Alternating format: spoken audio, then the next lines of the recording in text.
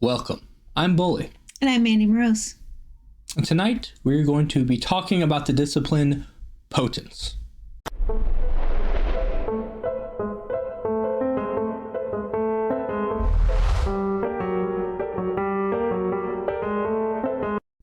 But before we begin, we have a important message about you don't need supernatural strength to type words into your keyboard. We have a player's guide out. Search for that on Storyteller's Vault. It has cool things like disciplines. Other options for Potence. There's a thing called Fastball Special with rules to throw people. It's cool. It's a fun one I made.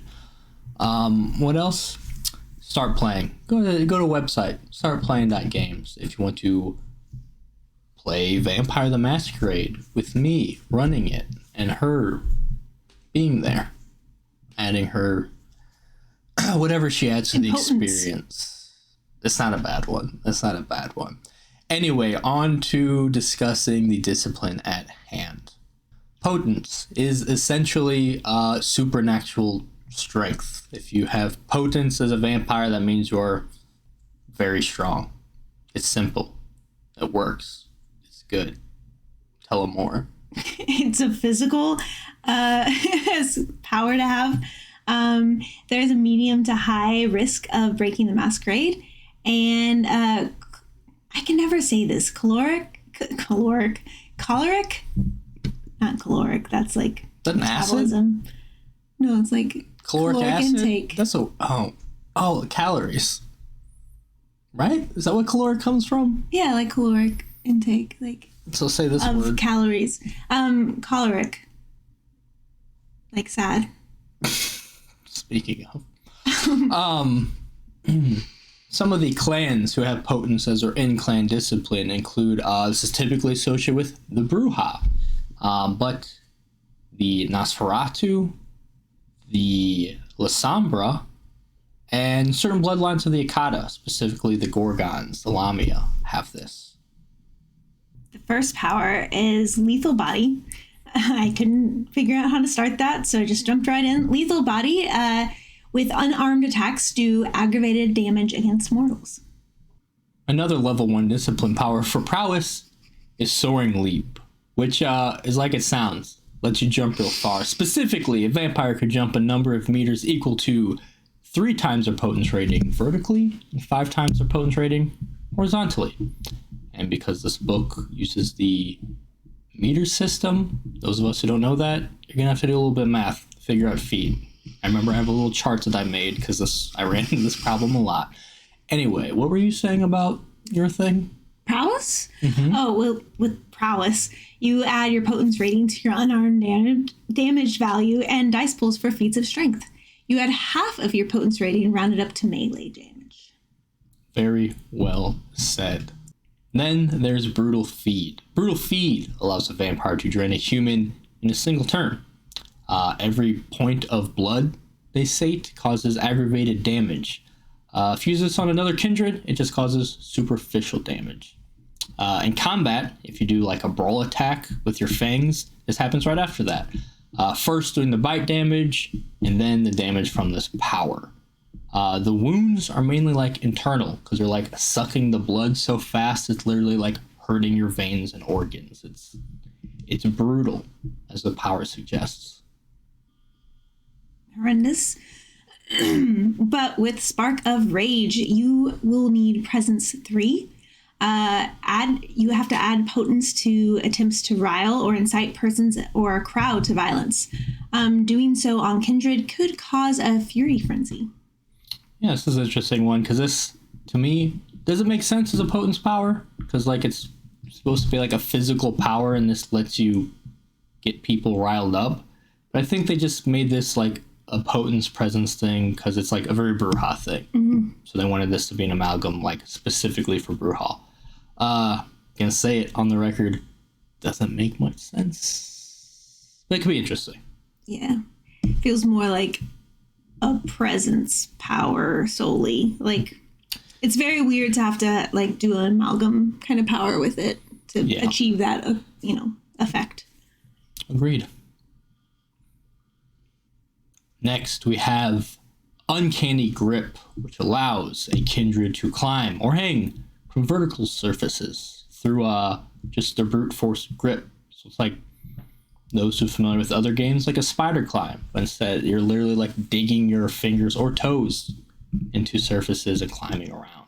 Drought of Might allows you to feed your blood to other kindred and give them the potence rating equal to half of your rank, rounded down, plus any discipline powers of those levels the user has.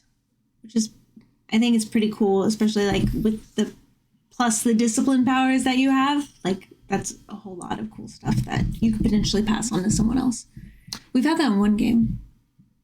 Did we use a drought? Droughts don't get used enough. They're cool. Mike, when he was... Yeah. When his compound got hit. I like a use of a drought, but you don't see them often because it's so tempting just to take another power for yourself that lets you do cool things. It's essentially giving up a power to let your friends have a power. It's a beautiful thing. And on to our big boy powers, we have Earth Shock, which allows a kindred to slam into the ground and cause like a little mini earthquake, earth shock thing. And anyone within 5 meters of them has to do like a test or they're knocked off balance. And when they're knocked off balance, they lose their turn or fall prone, which then loses their next turn. Requires their next turn to get up. This could also be used to like shatter through floors and whatnot. Last power is Fist of Cain. This allows users to use unarmed attacks to deal aggravated damage to mortals and vampires. Amazing. Shortest line of the thing. It only took you 100 takes. So many. That's Potence. Potence is... A lot of the physical ones are pretty cut and dry, but Potence is, I mean, very good, honestly. Like, who doesn't want super strength? Like, that's just useful. It's just useful to have. My biggest gripe with Potence is you're not going to get a lot of variety. Like, people who take Potence are probably going to have, like, show me anyone who's taken Earth Shock over Fist of Cain to, like, punch the ground and then people lose a turn or two, maybe, versus, like, you deal aggravated damage with your hands. Like, that's wild. That's so good. So good. No one's ever going to take Earth Shock, but... It's cool aesthetically, like, for, like, the visual of it, but it's not that cool. A lot of stuff. Like, also, no one's going to take Spark of Rage. Against, like, Fist of Cain, unarmed attacks deal aggravated to vampires. That's so good. That's so good. It's like punching a hole through a chest of a vampire. Yeah. That's crazy. This is a good, like... I mean, the 5th level disciplines are supposed to feel bonkers, and this is one of them. Yeah. But in a good way. But also, it's pretty limited in the sense that, like, you got one use for this, and it's to hit things, so... But, yeah, Potence is fun. It's dangerous. It really makes you feel like a scary monster vampire. But a little limited. Like I said, you're going to use it to hit things and not much else. Maybe jump far.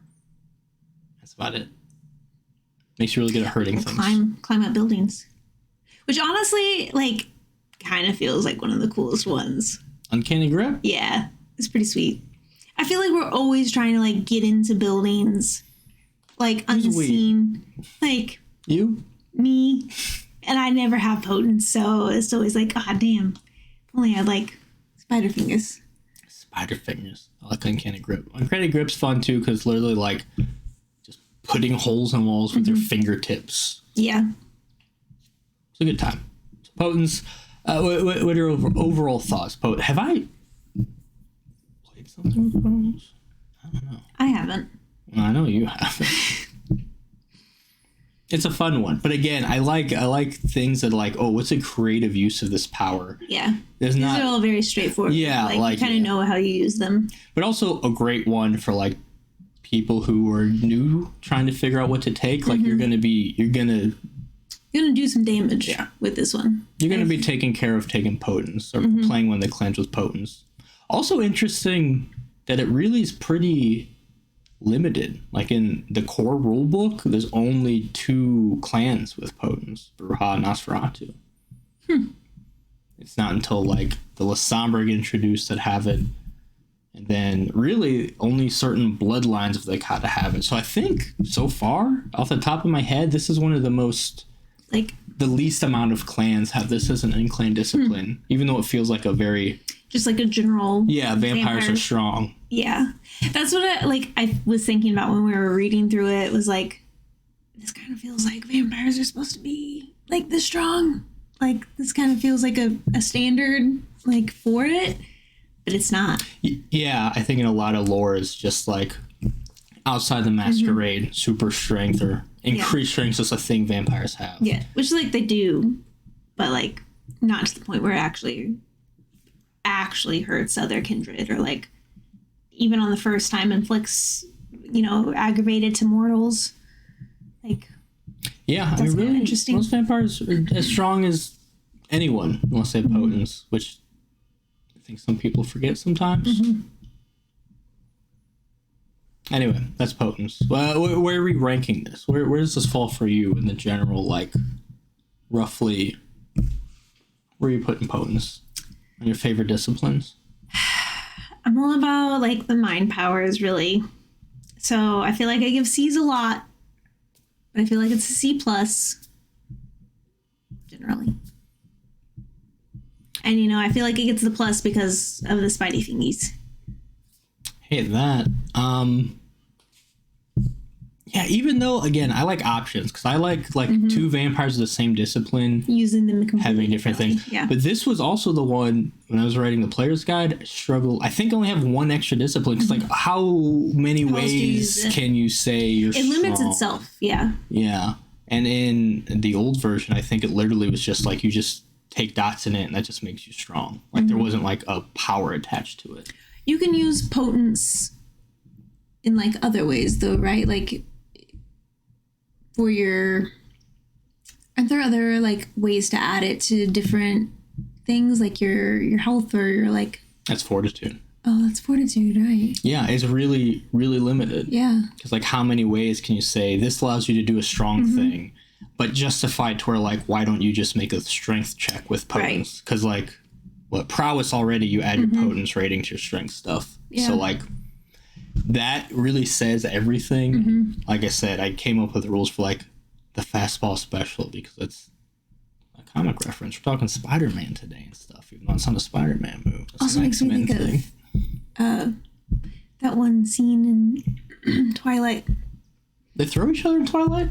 No, but they play baseball. They do play baseball. It's a whole thing. That's true. I should have added a baseball throw. Actually, it does kind of cover throwing things, but that's the only thing I think of. Like, you can add a mechanic to, like, what happens when you throw a thing or person, but otherwise, it is what you get. But we say this as if it's a bummer, but also if you're like, that's exciting you, like, yeah, I'm gonna be a strong vampire. Like, potence is solid, so cool. Like, ability to have. And you can do so many things. And you need bruisers a lot of times. At least one person who can, like, can physically handle things that, like, can take care of stuff. Can climb buildings for you. Yeah. And really, there's only two, like, straight physically offensive disciplines in this and Protean. And Protean isn't even as cut and dry, depending on how you take Protean. So, good to have. Or good to have a friend who has it, at least. Anyway, that's... What potence makes you big and strong? That's it. That's it. I'd say thank you. Doing this again next time when we talk about... Thank you. You know what? Yeah, we're going to start doing our outros. We're going to thank you. I was reminded that we should be gracious and kind and sweet, sweet people. Thank you for everything. It's nothing to do with potence. This is just... It's a little Easter egg in our potence video of us just... Thank you. You thank him now. Thanks. Bye. Did you say soaring leap? Yeah. As the power? Yeah. Oh, I was reading mine. Sorry, can you start again? I was like, wait a second, why did he say soaring leap? It's prowess. Wait, that's mine. I know. Start again. That was a good practice run.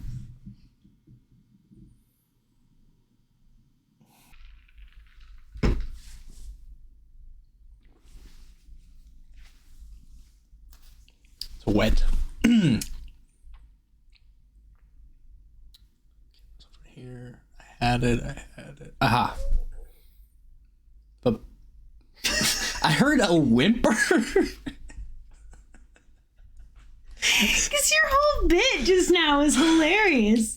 I didn't do raspberries. I literally patted. I patted. I do this. So deep in your elbow, though. It was very funny. But also, you literally did it. Like,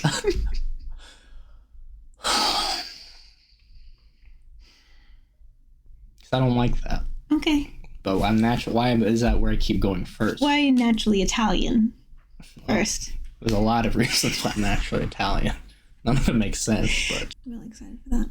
Although I was really pissed. I was like, this is my fucked up thing.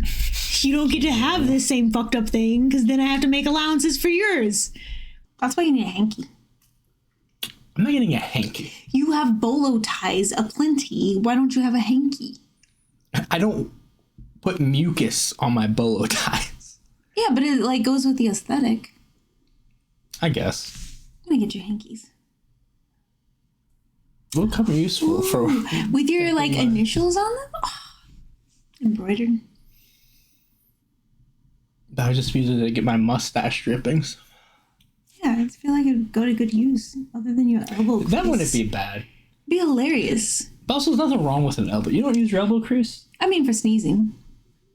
Okay, it's okay for sneezing, but not it's not your first choice. Like, obviously, you want a tissue instead of your elbow crease because then you're carrying around, like, your stuff. I hated that noise to represent.